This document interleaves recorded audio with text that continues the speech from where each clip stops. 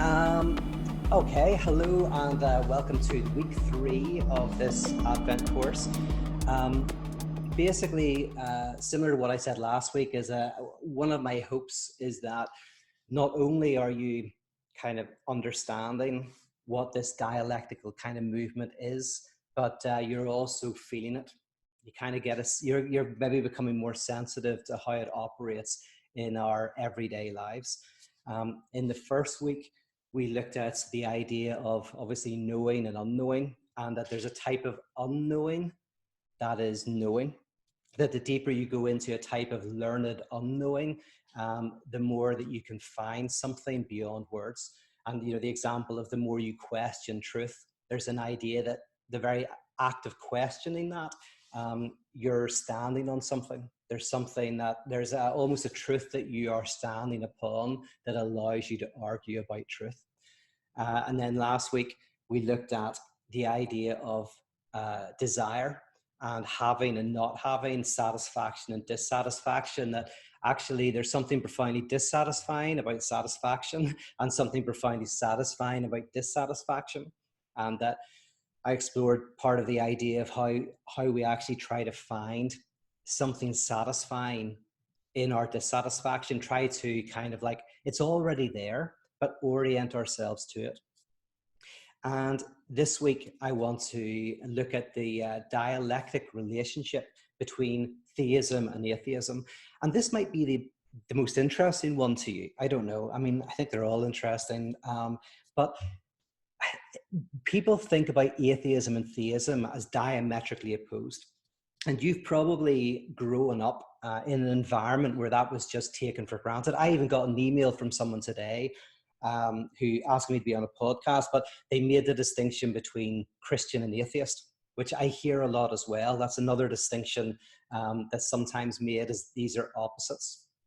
And my first book was partly speaking into an environment in which theism and atheism were either viewed each other with suspicion, shared a debate stage in order to try to beat the other one, or try to protect themselves from the other. So there was either like an outright dislike of the opposition, or there was a mere tolerance of the opposition.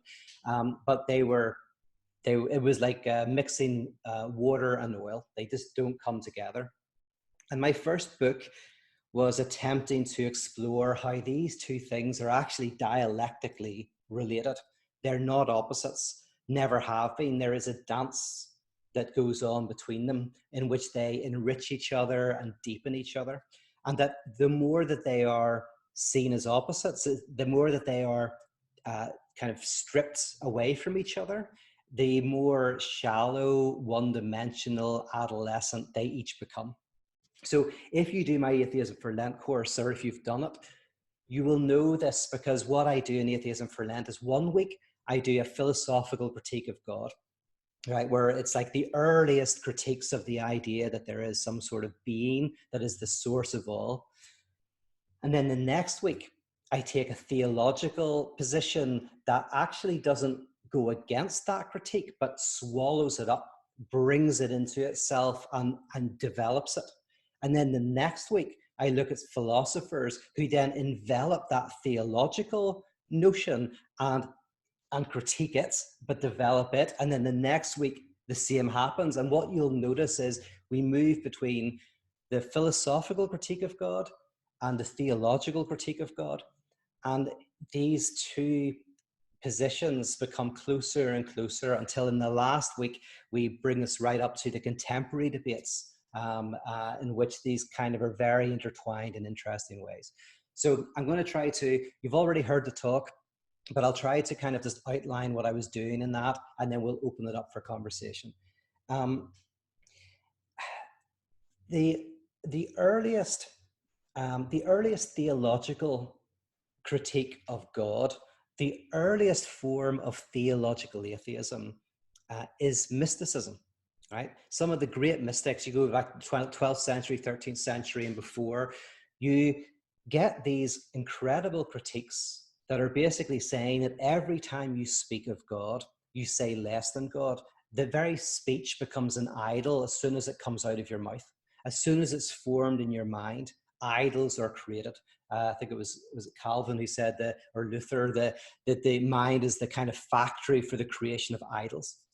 But there's something about speech and thought of the absolute that always kind of falls short. Now, they don't stop there, right? Because what they try to do is they try to develop a language that does justice to this. So a language that is able to be self-aware, a language that doesn't name, but speaks in not naming. You can call this a theopoetics, right? One of the first mystics, a guy called Pseudo-Dionysius, talks about the positive way of talking about God, which is what you say things about God. God is omnipotent, omniscient, omnipresent, loving, right? Then there's the negative way, which is where you say what God isn't, right? You say, well, God isn't loving in the way that I'm loving, or isn't powerful in the way that a king is powerful, right? Isn't knowledgeable in the way that a scholar is knowledgeable. And then there is the way of eminence, which is a type of speech that is almost like, as I say, a hymn or a praise or a poetry. And Anselm was one of the first philosophers to try to really get an understanding of this. And as I mentioned in the talk, he talks about three types of being: something that exists only in the mind but not in reality. Then secondly, something that can exist in the mind and can exist in reality. And then thirdly, the possibility of something that exists in reality, but that cannot be contained by the mind. And Anselm uses this, funnily enough, to try to make an argument for the existence of God, but also to argue why theological discourse has to have failure or deconstruction built into its very heart. It is a language that is always unnaming what it names. When it says something, it says it under erasure, right? And kind of like so someone like Jean-Luc Marion writes God with a cross through the O, to kind of like say that this is a word that is under erasure. We speak and we don't speak at the same time. So already way back, we have a type of dialectic discourse where atheism and theism are interacting in a very, very interesting way. This, by the way, is an early rendition of the kind of conversations we see today in physics, where there's a type of language that is attempting to speak positively about what we cannot speak of, about probability, about superpositioning, about things that we can mathematically symbolize, but not speak, not put into metaphor. So there are some of these mystical discussions are the precursors to modern scientific discussions. You'll always find this in philosophy, by the way, people who think that things are out of date. No, none of these conversations are out of date. Like sometimes to understand what's going on in the contemporary world, it's really fascinating to see where these conversations were first happening. So already we see kind of this theism is a type of atheism, and then atheism leads to, for the mystics, a type of eminent speech, a type of poetics, a type of being immersed in what you cannot grasp. But what I want to do specifically is just talk a little bit more about Bonhoeffer. Bonhoeffer is contemporary modern theologian, and he takes up an interesting position that existed before him and after him, but he's maybe one of the first theologians to really take it seriously, taking Nietzsche very seriously.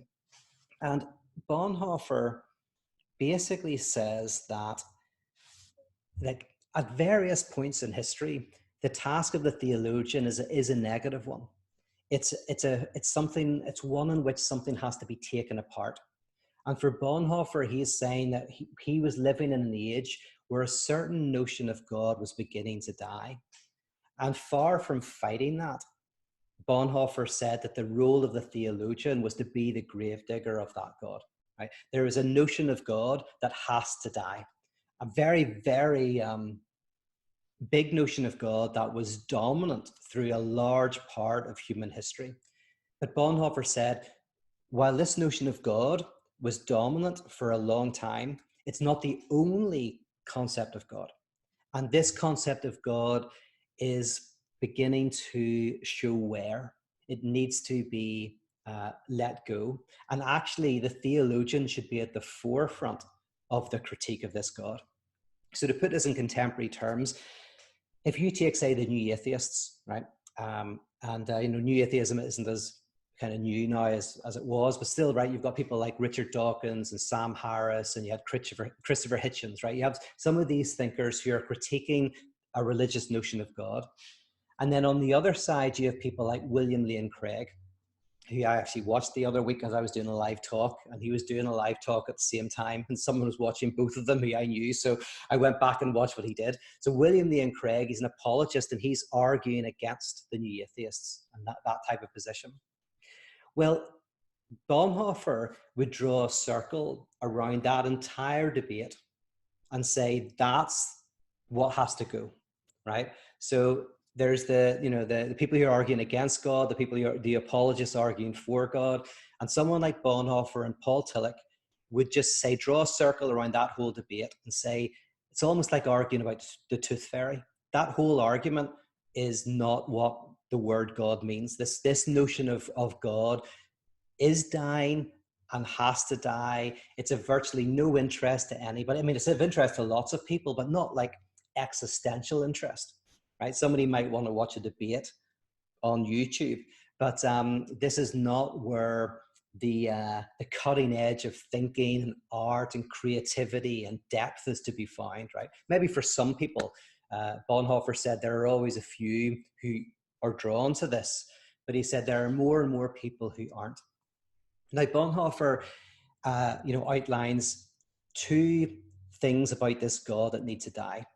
He says, one, this is a God of the gaps, and two, this is a God for the weak, right? So the God of the gaps, you'll hear a lot of contemporary atheistic thinkers critiquing this notion, which is every time there's a gap in our knowledge, something that we don't understand, God is the explanation, right? So there's always stuff we don't understand. And in the past, when we didn't understand how the weather worked, we would think that God was in control of the weather. When we didn't know why crops would grow, God was in control of that. But as our knowledge of the world increases, the gaps get smaller, and so God gets smaller. So some people argue against the God of the gaps. And then there's also the God for the weak, which is God is there whenever you're suffering, whenever you're afraid of dying, whenever you're scared of something and you want protection, or you are lonely and you need love. None of these are bad, but it does appeal to our weakest moments, right? It's the God that we want to wheel in whenever things are bad, and then we can get rid of when things are good, right? So, we run back to church whenever we've just broken up with somebody or whatever, but then our life is going well and we've just had kids or something. And so we kind of like forget about it. And then we get a bit older and their kids no longer like us and we're a bit depressed. And then we go back to church, right? So that would be the notion where we keep going back to God whenever things aren't going well. But when things are, then we don't really maybe pay lip service, but it's not existentially as important. Now, I'll throw in a third one, the God of Aquinas, the God of the five ways, the God that we can kind of have a probabilistic belief might exist, right? The arguments for the existence of God. So there's the God of the gaps, the God for the weak, and the God of the five ways. The five ways are five arguments for the existence of God. And Bonhoeffer goes, that God, we need to ditch. We absolutely need to ditch. And he says, if the word God is going to mean anything, it needs to speak to the strength in us and the best in us. And it needs to draw out the strength in us and the best in us. It needs to invite us into more maturity and to more kind of embrace of the world, into an ability to bear difficulties. So this is, and I mentioned it in my talk, so I won't say too much, but whenever Bonhoeffer says that, he calls it, he says what three things? He says it's pointless, ignoble, and unchristian, this notion of God. Pointless because he says more and more people find other ways to, for example, more and more people don't need a God of the gaps, right? More and more people are happy to go, we don't know everything, but that doesn't mean that God is the answer, right? Just because I don't know what happened in the world doesn't mean it was a miracle. Might have been, but I don't know. The God of the weak, Bonhoeffer said that, through great art and great literature and good community and all of these things, people, as they become stronger in themselves, can bear more and more suffering, to the point that we can even contemplate our own death without fear. And like Bonhoeffer says, some of us can't, obviously. In a psychoanalysis, there's a big thing that some of us, or all of us at times, but some of us all the time, we fear trauma, we fear death, we fear the loss of self. Maybe at night we can't sleep because we fear we're going to disintegrate. We always fear there's somebody in the house. It's like there's not someone in the house, that person's inside you, but there's something that's threatening your existence. That is, you experience it as external, but it's internal. Just like the monster the child thinks is under the bed is actually inside of them. The intruder that is inside your house is inside you, unless, of course, you really do hear something. I would hate you to be thinking, oh, right, Pete says there's no intruder in the house, and then you get terribly murdered. So don't blame me. But through therapy, through good psychoanalysis, one can begin to confront.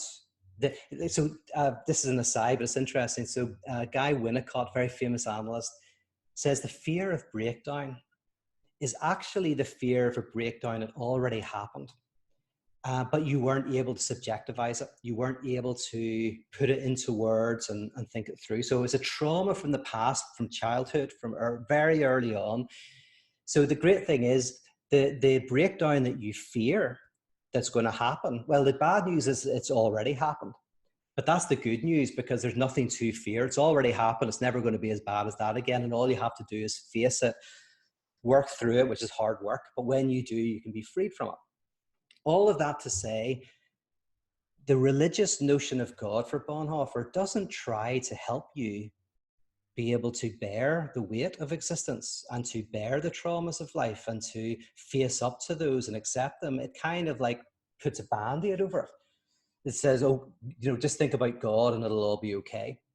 And so Bonhoeffer thinks that's ignoble. He thinks that it's like pushing people back into childhood. It's like not only is it not drawing you into maturity, it's actually pushing you back into being a kid, back into being terrified. And then the other one he doesn't really deal with as much, but someone like Tillich does, is a God of probability that might exist. That's 40% chance or 60% chance or 80% chance. That isn't the type of God that you would give yourself completely to. Right? You maybe give yourself 40% to that, like a wager. I think there's a 40% chance that God might exist, so I'll kind of give 40% of myself to that. And you'd have to always be looking up the evidence to see whether you could still have that level of confidence. But for someone like Kierkegaard, there's something about this notion of God that is both completely impossible to grasp and completely indubitable.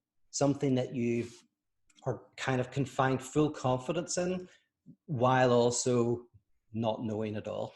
So another dialectic kind of thing. So Bonhoeffer here is basically saying we have to let that die. And actually in prison, because he's in prison at the time, he's not like writing in his study and really thinking this through. He's thinking in prison. And so he holds back from saying what it's going to look like on the other side. He just says, this God has to die. We have to fully go into atheism, a rejection of this theism. We have to fully and completely be the gravediggers of God. And as actually, you will discover that if you ever look at, or if you've looked at the theories of religion that you get taught in religious studies, you'll see all the great critiques of religion from people like Max Weber, Karl Marx, Freud, Comte, all these kind of modern critiques of religion. But actually, some of the best critiques of religion are within the religious tradition. Karl Barth, for example, who I'm not a huge fan of, but he wrote an incredible critique of religion from a theological perspective. And that's why, actually, there's a book called On Religion by Karl Barth. It's just a little snippet from his Dogmatics. And I'll put a link to that book on the page. And also, I wanted to show you this as a good example. Merrill Westphal's book, Suspicion and Faith, which is where I got the idea for Atheism for Lent, because I think there's a subtitle within the book that says Atheism for Lent, right? But he looks at how Nietzsche, Marx, Freud, these critiques of religion are actually within the theological tradition. They're not against it. In fact, the theologian should be the one, and the believer should be at the forefront of saying God should not be this thing that we wheel in when we're ignorant. We wheel in when we're scared. But rather, if this word means anything, it has to speak to and invite us into strength and into knowledge. So I would recommend that book. I'll also put a link to that book, and I've got a PDF of the introduction, which I'll put in. So Bonhoeffer is not saying what this God after God will look like. He's writing at a time when he thinks we just have to go into the dark. But he has faith that as you go into the dark, you will find the light. And he has a beautiful line that he says, we must live fully in the world, to live as if God does not exist. And we do this fully before God and with God. So he says we must live as though God does not exist. And that is how we will find an affirmation fully of God in the world, as we give ourselves to one another in the act of love itself. So Bonhoeffer has this kind of prophetic dimension to him, where he says that as we go into the atheism, we will discover a new, richer form of theism that is not the God of the gaps, not the God for the weak, and not the God of the arguments. Okay, I'm going to stop there. Let's open it up. Anybody want to start us off with a question or comment?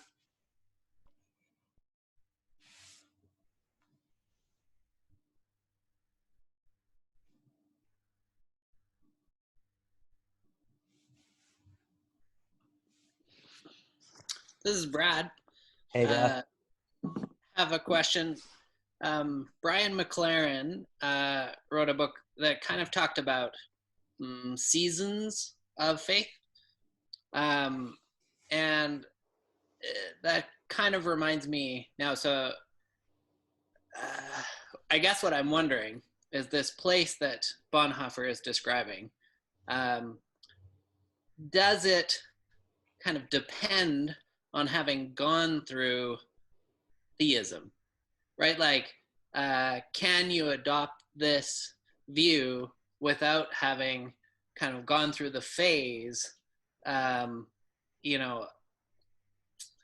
maybe calls it sort of more like childlike or more adolescent, right? It's not as mature. Just wondering whether we can arrive at maturity without having gone through it. Yes. Yeah. Very important question. Very good question. Okay, I'll kind of say how I would answer that and then see how I connect it to Bonhoeffer.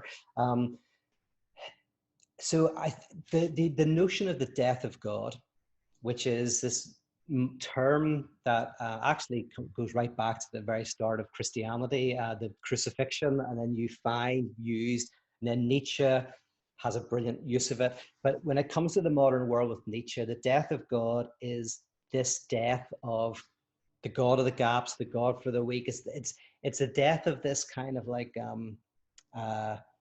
God that gives us a sense of grounding. And a lot of death of God theologians would say that, yes, you're right. You have to go through the death of God. You can't get around it. You can't miss it. You can't somehow subvert this experience.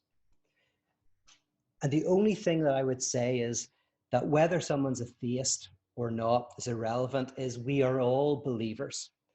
We all, from when we're growing up, experience a certain type of containment and a certain kind of like a sense of meaning and value in the world that kind of gets us going. And if you don't have that, it's a disaster. Some people don't have it, and that causes all sorts of problems. But for people who you've been brought up well enough that you've had that containment, you've had that place of purpose and meaning, then whenever that begins to crack, it's always painful, but it can then it leads to this third space.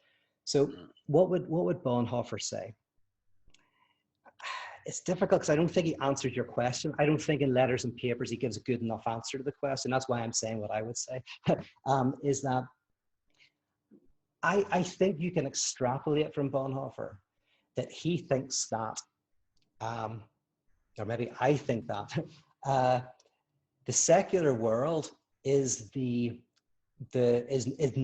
the equivalent of the Deus Ex Machina God. That's what he calls this religious God, the Deus Ex Machina God. So in the secular world, there's all sorts of ways to cushion against the traumas of life.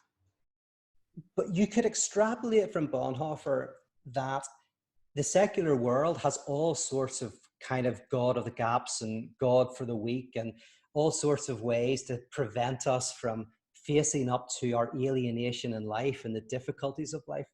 And Bonhoeffer might then say that this is actually why Christianity is good news in the contemporary era, because it might offer a space that helps us fully become mature. It kind of can be part of that maturing process. So I don't know if that, again, Bonhoeffer doesn't address your question directly, but your question is vital. I do think that we have to go through this phase of containment within kind of like a meaning, and everything's works, and that's very natural for us and very important for us.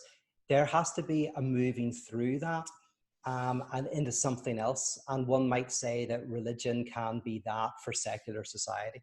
Brad, do you want to come back to me on that?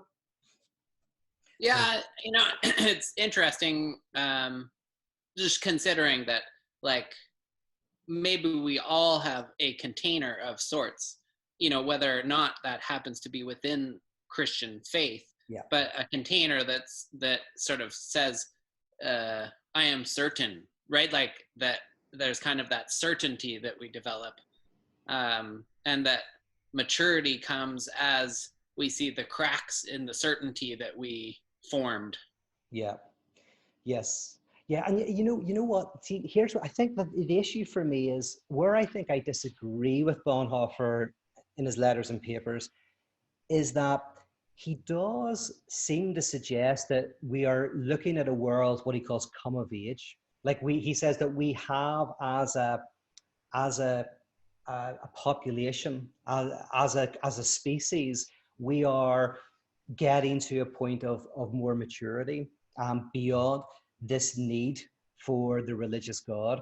And I think that's a hard one to argue for. But the funny thing is he's not saying it in a naive way. Like, he's writing this right at the heart of the Second World War. So he's not some naive kind of enlightenment, kind of like, oh, everything's wonderful and great. So he's not saying that we're adults and we're good. He's almost saying we're adults and we're terrible, but he's saying, but we're becoming adults. But I think Slavoj Žižek, the philosopher, would disagree with that. He would probably say, no, we're as much caught up in ideology and religiosity as we ever were.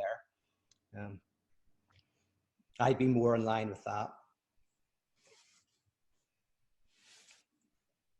Yeah, and I think, coming from the Christian faith, one of the things that I sometimes wonder about is, whether those who are, say, joining a church and developing that sense of surety in their faith in God,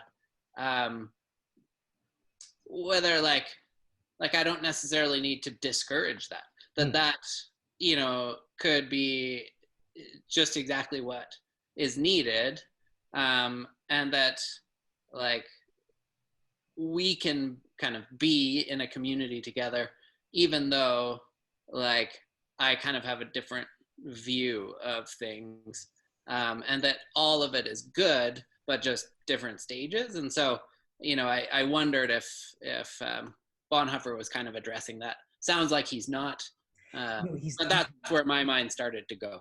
Yeah, no, I love that, because that's kind of, I don't think he addresses it, but I think that's actually where, like, that's what I'm trying to do. And lots of people after Bonhoeffer are going, Bonhoeffer laid these really interesting positions and we have to work this out. So for me, as someone who's interested in, weirdly, in the practice of church, the liturgy, my whole thing is that the church should be a place where people come into it, where God is the Deus Ex Machina. God does comfort, God does give you a band-aid over the wounds of your life. And as you say, nothing wrong with that. But my issue is that the liturgical structure over the course of a year, 2, 3, 4 years, or maybe 40 years, draws a person to the point at which they don't need the band-aid, that God is not the cover to the wounds, but a way to bear the wound itself. So that's the key for me, is that a type of Bonhoeffer church, Bonhoeffer church, whatever, would be a type of community that led you into beyond the Deus Ex Machina. And my issue is any church that keeps you there is a problem, but also any church that doesn't respect that people start there is also a problem. Right. Anybody else want to jump in? This is Marta. I think it sounds like Richard Rohr and the second half, falling upward in the second half of life. Is that where that's coming from? Yeah, Richard Rohr would be in a similar kind of pool. Rohr, is very influenced, the little I know, by obviously Catholic mysticism, that kind of tradition. And so, yeah, he's definitely swimming in the same kind of pool as some of this thought. You might want to, you could make slight distinction between kind of the mystical approach and the radical theology approach, but ultimately, yeah, they're kind of, I would say that they're in a similar place. In fact, Rohr wrote a blurb on the back of one of my books, so he obviously didn't dislike it. So, yeah, that was. Yeah. He talks about the container that we have to have in order to, to learn how to navigate life. And then in the second half, and there we go, we're out there trying to figure it all out. But yeah, thank you. Yeah. Thanks.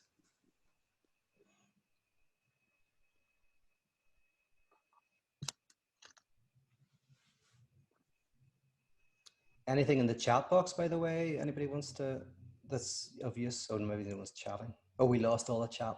Oh. Hey, Peter, does John Caputo also do theopoetics in a way? Yes, very much so. And he uses that term. This is interesting because now we've mentioned Richard Rohr, John Caputo, we've got Dietrich Bonhoeffer in the mix, Paul Tillich. The funny thing is, all of these people are doing slightly different things with this kind of idea, but they're all well versed in this type of thinking. So if I was to kind of push with, so John Caputo was a massive influence on my life and still is. I still read everything he puts out. Pretty much, I haven't read his last book, but there's a slight difference between someone like Slavoj Žižek and someone like John Caputo. But yeah, but all are claiming, they all are dialectic thinkers. Maybe I'll put it like that. But Hannah, do you want to come back and ask me anything more about Caputo, or does that answer your question? Yeah, it was just, as you're talking, I was just thinking about, as we're reading Folly of God here with a few other people, I was like, oh, I feel like that's what he does a lot in the book. It's like, God's this, but not that. But you keep going forward to the point where you're like, I don't know what I could say about the book besides that I just went on this journey of what God isn't and is, and isn't and is, this continual back and forth. So it is just interesting. I was thinking about that book. Yeah. And it's, both Caputo and Rohr are kind of Catholic. Rohr is kind of within Catholicism, and Caputo is kind of outside of Catholicism, but within within that framework. And then someone like Bonhoeffer is within the Protestant tradition. That also gives us, and Žižek is like a Protestant atheist. um, and someone like Bonhoeffer would be kind of a Protestant theist with brackets around theism, and similar with Rohr. Rohr would be more of a kind of theistic Catholic. John Caputo more of a, in brackets, atheistic Catholic. So that gives them all slightly different textures, but they're all dialectic thinkers, and that's probably what's important for this course. But I'm happy to go into the differences if people want that at some point, because the differences are interesting. But because it's, we're doing an intro, maybe that would take us too far afield.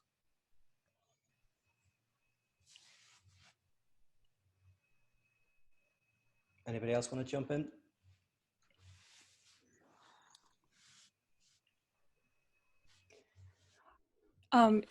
It's interesting with the dialectical part of this, and then the world come of age, to think about Bonhoeffer, and then what you were talking about in terms of church liturgy. So, and the other piece that I'm kind of thinking about is in some of our reading with Tillich, is he was talking about, there can be people who are 200 to 300 years behind in terms, sitting in the same pews, essentially.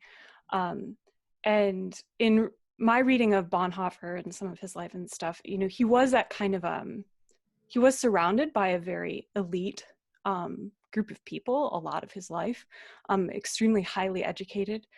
And so his experience of a world come of age is like, he was in such a very specific, mix of people, I guess. And so my question for you is, like, where do you feel like education comes into this? Because you talk about dialectics in terms of being typically a later thing. We're talking a little bit about stages. Like, how do you feel like, how do you see faith development, intellectual, like, education? That's just a mishmash, but if you can pull something out of that. No, I love it. I love what you're saying. Yeah, it's all because what's interesting, this is that he was hanging around, obviously, with these intellects and all of that, although this stuff that he was writing was in prison. So it's like, it feels like that's an interesting addition, is that actually his most kind of his work on the world come of age seems to have been actually sparked whenever he was among prisoners kind of facing execution. I mean, do you think that do you think that kind of adds anything to that conversation? Or yeah, that's true. I got stuck in the middle of his giant, his best friend wrote his biography. So like years ago, I remember, and then in the middle, there's just a ton of church politics. And so I kind of remember skipping to, like, okay, let's get to the religionless Christianity at the end of this. So I think that's true. It was interesting that how late it came, and how, like, unfortunately, how undeveloped it seemed to be, but yet that keeps it open for people who come afterwards. So I don't think it's necessarily true. I just, it's curious to me in terms of, like, how to get people, like, in this conversation here, and I'm hearing sort of like, well, how do you get people through the stage, or how do I have to go through a certain stage? And it feels almost like a very, like, version of a conversion process, like, oh, do you have to go through a conversion process? And it seems like a question for the old style that is that maybe this is trying to overcome. So yeah. I guess I'm trying, as you can see, I'm all over the place, and I don't really have a very clear question here. But one of the things you said there, about which I just want to jump in, as I liked, is the role of education. Yes. Because that's a difficult one, but, like, this sounds, what do you think of this for a second? But I do think that the education was like a monastic experience back in the old days. Now it's all exams, and you don't get that monastic space to think. But I luckily just had that. I was in the modular system, but my department rejected it because it was scholastic philosophy. So they tried to create a space where you just were able to read for 3 years. And I kind of do feel like this is this crazy place where some of us have the privilege to have space to think and to read.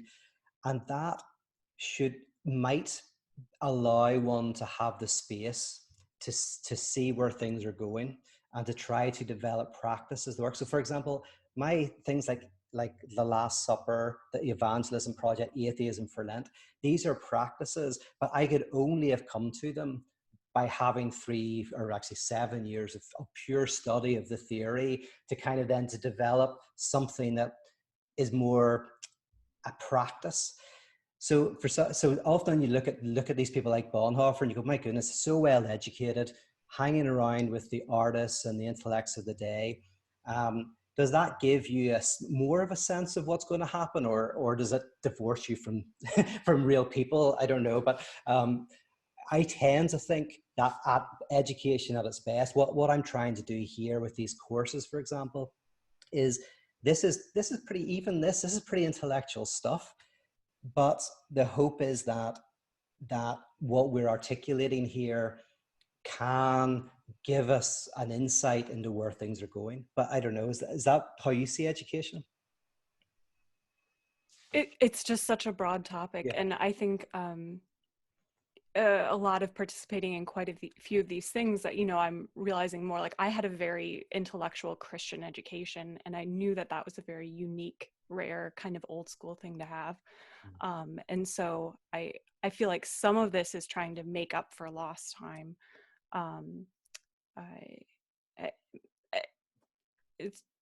just curious about it, and just knowing that Bonhoeffer specifically was in such a different group, and Tillich, for example, and some of these thinkers. Yeah. Someone else was going to jump in there, by the way, off Elizabeth. I jumped in first. Who was that? Did I hear somebody? Oh, someone's got their hand up. Is that Francis? Or you don't need to put your hand up. If you are putting your hand up, just jump in. But so I heard the last part of your reflection from the part 3 in the website that were provided before. Just that at the end, just the invitation is not to, have our laurels rest on this God that could intervene and swoop in, and, thoughts and prayers aren't going to like shift us towards a more Christ-centered world. And instead that the redemption of the Christian story is that we're all invited to jump in and really like sort of eat of the body and blood so that we're transforming the world and our actions. And that's what I hear in Bonhoeffer. And it's not just about like a reorientation of our education or reprioritization of like, our categories of God. It's really about like, are we rolling up our sleeves in every day, like engaging with the real needs of the world? I think that he could write that only in prison, like this, there's no God rescuing us from ourselves. Like like fait accompli, we're done with that God, but the idea, the hardest part, and I'm really engaged in a Christian denomination, up here in New York, like we're in a very secular culture, I'd have to say, is like just to say to all my friends who are not engaged in church life at all, but who have such an impetus towards, Black Lives Matter issues, and is like, let's just do this work together.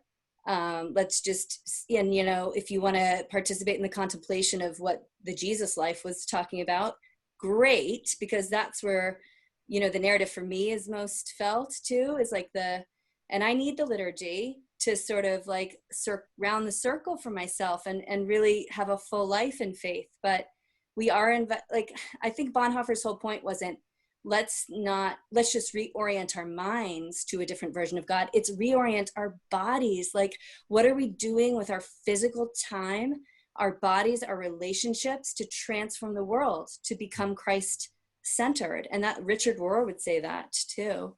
Yeah, no, 100%. That's very well said. And if I use the example of analysis again, which I often do because I see so many connections, but is it often someone comes to analysis because say they can't leave the house and they can't be in relationship with somebody and they can't work, right? So those are 3 very common things, right? They're having trouble in work and love, but they're finding it hard to pick up a phone. They find it hard to maybe talk to people, whatever it is. And through analysis, it is a type of liturgy. It's a type of practice that doesn't bash anybody over the head or anything like that, but just begins to allow people to talk and to reflect. But ultimately, it's being successful whenever that person is able to find meaning and sustenance in the world and be able to get more into the world, where their affirmation of life gradually expands again. and they can be in the world. And for me, the liturgy that comes out of Bonhoeffer's work, and this is what I'm interested in with parotheology, is in a similar way as what is the liturgy that gradually helps us expand our affirmation of life and our love for our world and our engagement with it. A liturgy that does have like art and words and spoken words, but it's what it does is very gradually those people engaging in that community find themselves finding meaning and joy in as you said, rolling up their sleeves and getting their hands dirty. And I think we need those types of spaces, and that's kind of the role of the church, because otherwise, a lot of people have said this, like, after Bonhoeffer, you can kind of forget about the church. The secularization of Christianity, you get into the world, you do good works, that's fine. But what if we're so rubbish at it that we need art and community and liturgy that kind of allows us, invites us into that? And if we need that, then there's still a role for the church. Maybe not the church, in its some of its forms today, but the role of a church.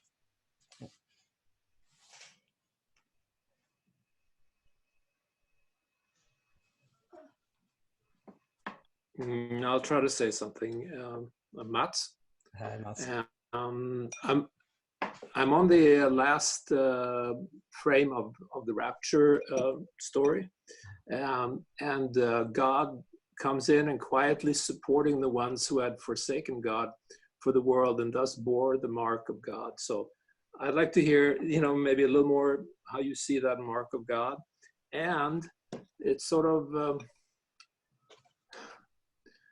this is a beautiful notion, I think, that a God that supports the good work that we've spoken about, right? And how do we tune into that? What's the practice? Now, for me, that might be a meditation practice, but how, that word, quietly supporting, how do I engage in that, right? So that's my thought. And I really like the class. Oh, thank you.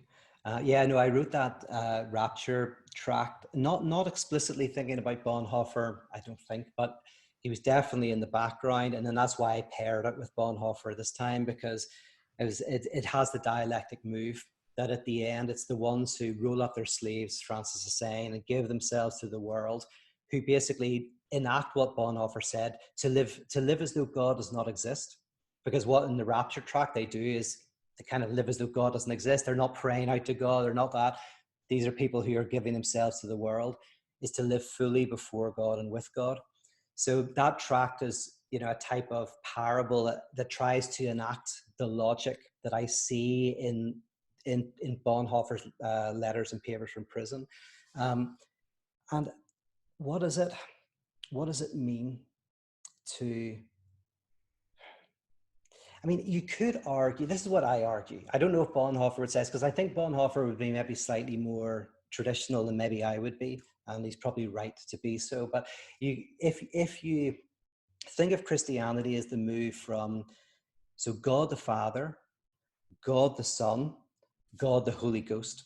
And the Holy Ghost is, in a sense, the community of believers, loving one another, caring for the world, and in that love, God is found. So you could argue that the whole trajectory of the Christian scriptures is the movement from God as an object that you love to God as the dimension you discover in the act of love itself.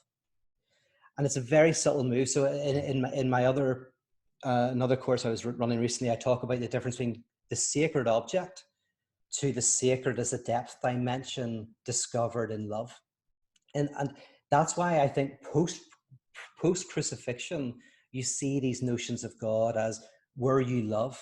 If you love, you know God, for God is love. If you do not love, you do not know God. Or when 2 or 3 of you are gathered together, there I am. I think that Bonhoeffer is trying to really reflect deeply on that movement to the idea that you actually can't love God. To love God is a type of love that's directed somewhere. But to love is to stand in the very heart of God So in other words, you can only love other people. You can only love a cause. You can't love God. But in loving a cause, in other words, you no longer love God. You love the world. Then indirectly, you are loving God. But I don't know if I'm adding anything or just saying something in a different way. But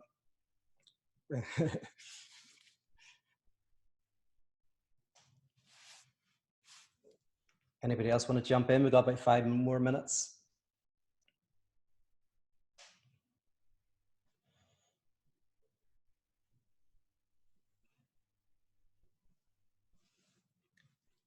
Something I'll mention while people are thinking, that Bonhoeffer is at a time where a number of other theologians came after him, Altizer being probably the most important, who in some respects really embraced this idea that you cannot run too quickly to what's at the other side of the dialectic move, that when you think you know where it's going to lead, you only recreate what was past.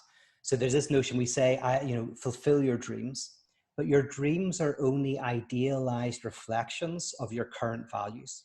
So if I want to fulfill my dreams, all that tells me about is what my values are, right? The real challenge is to be able to dream new dreams, right? And that you can't really, to be able to put yourself in a space where you're able to dream new dreams, where there's a whole different way in which you desire. That's apocalyptic. That's a transformation in the way you are. So a lot of these thinkers, and Bonhoeffer included, were saying, if we start to try to reconstruct what this God after God is going to look like, it will just reflect our current values and our current ideas. So they had this faith in the dialectic process, where Bonhoeffer, mostly in letters and papers, said, here's an outline of the God that has to die. He does a beautiful analysis of it, like really lays out this God and says, this is the God that has to die. And he says, and then we're going to give ourselves to the world. And in that, something new is going to arise. But let's not be too quick to say what it is. And I actually think what's happening in the last 20 or 30 years have been a number of thinkers who are now beginning to try to articulate what that might look like. But they were very quick to say, don't be too quick to think that you know where this is going to go. Because if you lose your life to gain it, you're not really losing your life, right? If you choose a narrow path to get to the place, you're not really choosing it. There's a weird way in which you have to just choose the darkness and go the cloud of unknowing. You go into the cloud of unknowing and you don't know if you're going to make it. And it's that faith itself that will birth the new.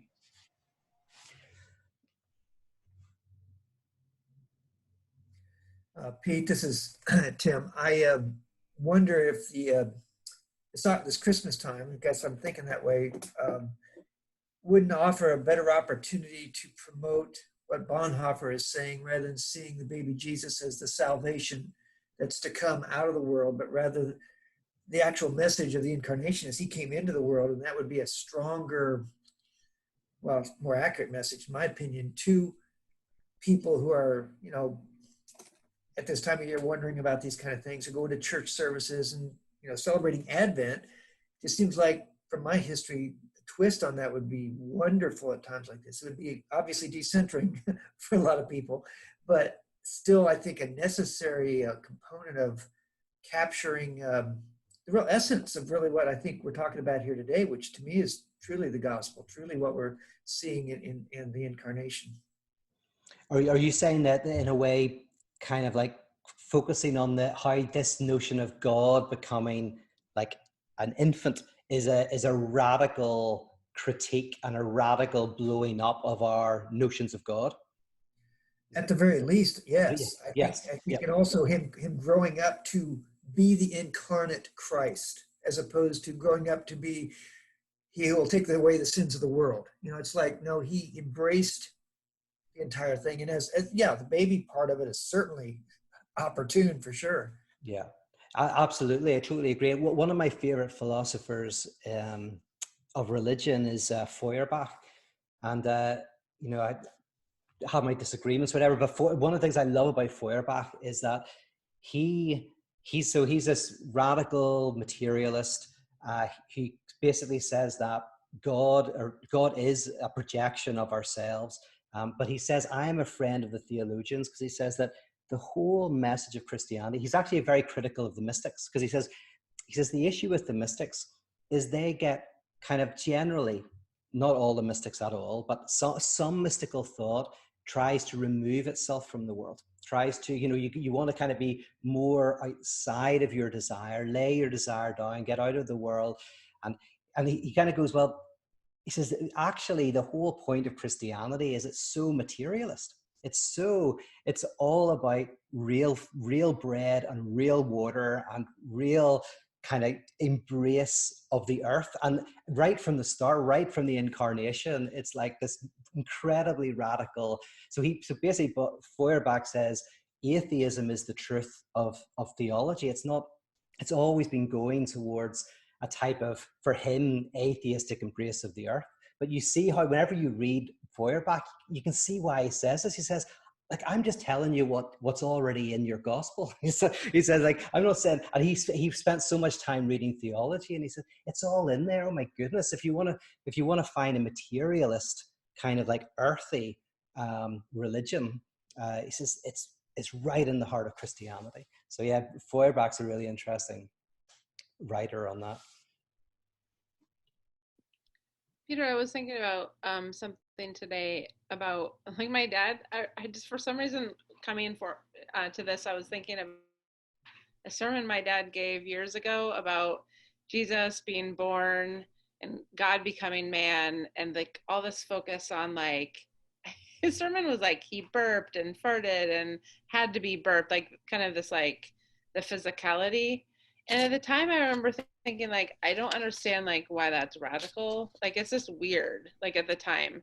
I'd love to hear more, like, kind of a radical theology on that. And I feel like I'm starting to kind of, like, piece that together, like, just, like, what is it that is radical about that split in God coming, like, but through that story, through that, like, nativity scene story, like, what is it like for God to, like, shed his, and I think you're, like, your little parable in the little book that we watched kind of was part of that, but it'd be cool to see some people do a take on just, like, the Christ becoming man, because I've read books about that, like, kind of devotionals over the years, but I haven't seen a lot of, like, radical theology takes on, like, the nativity story. Be kind of fun. I don't know. I don't know if there's a question there, just, like, I want to, like, kind of pull that thread a little bit. Yeah. No, very good. Yeah, the Bonhoeffer he's the one who I think at least gives a theoretical frame for that.